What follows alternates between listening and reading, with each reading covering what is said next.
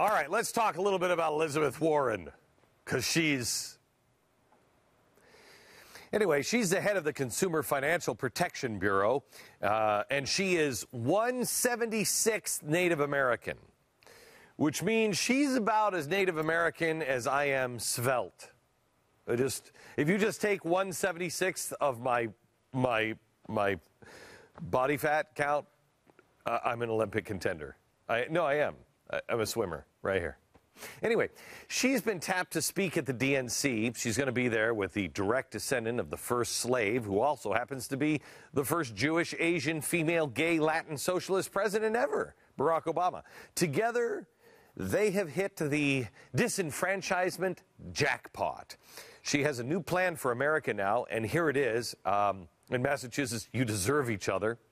She thinks that the America that she sees in her head should be more like that shining beacon of freedom, China. We've got bridges and roads in need of repair and thousands of people in need of work. Why aren't we rebuilding America? Our competitors are putting people to work, building a future. China invests 9% of its GDP in infrastructure. America, we're at just 2.4%. We can do better. We can build a foundation for a strong new economy and get people in Massachusetts to work right now. I'm Elizabeth Warren, and I approve this message. Let's go to work. You got to be kidding me, right? Seriously? We're now holding up China? China's producing jobs. We should do what they're doing. Really? That's your best idea? Okay, good idea for a recovery plan and campaign strategy. I'm not really sure what you're thinking, but let's just kind of go over it here real quick. China is busy right now having their people build ghost cities, you know, where no one actually exists, nobody actually lives. They're just these giant, empty cities. They're really nice, but no one lives there. I mean, it's kind of cool because they do pay ghost wages. China spends 9% of their GDP on infrastructure compared to 2.4% for the U.S. For us to match China, it would cost $11 trillion. So that's pretty much what every town would look like if we did that. I don't know where you're going to come up with the $11 trillion. I mean, we just tack it on to the 14 trillion that we have. How much is it, Tiffany? Is it 11 or 1? It would only cost $1 trillion, so it's pretty cheap. Oh, $1 trillion? Oh, crap, we can do that. Come on, let's go. So, back to China now. If we look at her utopia, urban population is 82%. China's is 47%. Why are they building infrastructure? They're building infrastructure because everybody lives in a rice paddy right now. Hello? Urban population doesn't exist. And when the bubble bursts, it's going to make the U.S. credit bubble look like that was kind of a cute little thing, wasn't it? They're also in a different phase of industrial maturity than we are. They're doing what we did in the 1950s and 60s, you know, when it made sense. But let's look at the average annual salary. Let's be more like China. The average salary here is $47,000.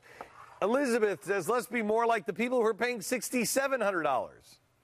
By the way, that does not even, a whole year's worth of work in China doesn't buy one of Michelle Obama's shirts. I'm just saying. Nobody's making enough to put infrastructure to use. Life expectancy, well, we're pretty close. If you don't mind that 5 years, no biggie. But we're still doing better. Infant mortality, it's only 3 times worse than ours. And human rights violations, they are on the right track. They have a long track record. You know, of course, they detain about 500,000 citizens a year without trial. But we're on that track. The president's got that going. They are the worldwide leader in death sentences, often for nonviolent crimes.